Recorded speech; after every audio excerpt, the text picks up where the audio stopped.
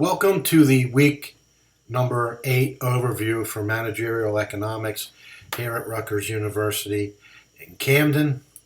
This week you are taking the module number 2 test, and in this overview I'm just going to give you a breakdown of the distribution of questions by chapter.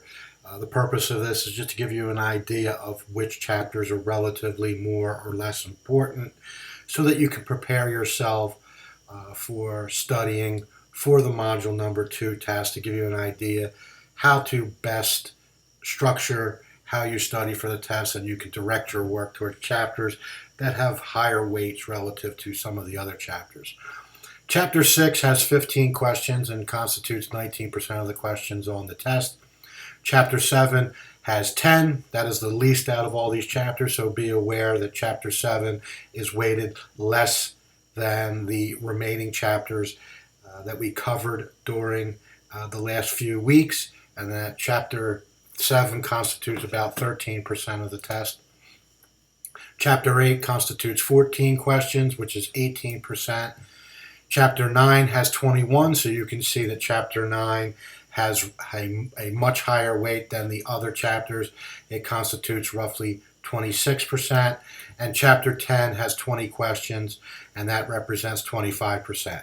So just make sure you're aware of that Chapters 9 and 10 represent a little more than 50% of the questions that are going to be on the module number 2 test, and also be aware that Chapter 7 is weighted the least. It only has 10 questions on this module test.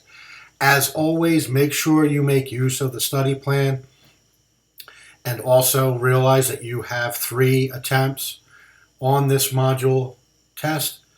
So make sure you avail yourselves of all those attempts.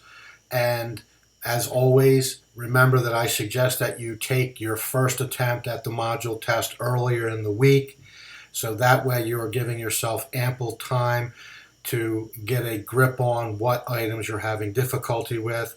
Realize that the study plan is updated after you take the test, so any items that you're having difficulty with will feed back into the study plan and will include or stress questions and topic areas that you're having difficulty with. So for example, take the module number 2 test early on in the week. You'll get feedback on how well that you did, what you got right, what you got wrong, etc.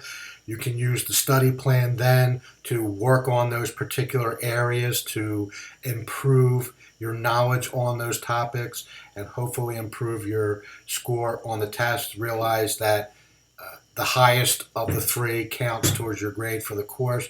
So make sure you avail yourselves of the fact that you could take this test 3 times, and that you can use the study plan after each of the attempts, or the first 2 attempts, to improve your knowledge and hopefully your score for the material that's covered on the module number 2 test.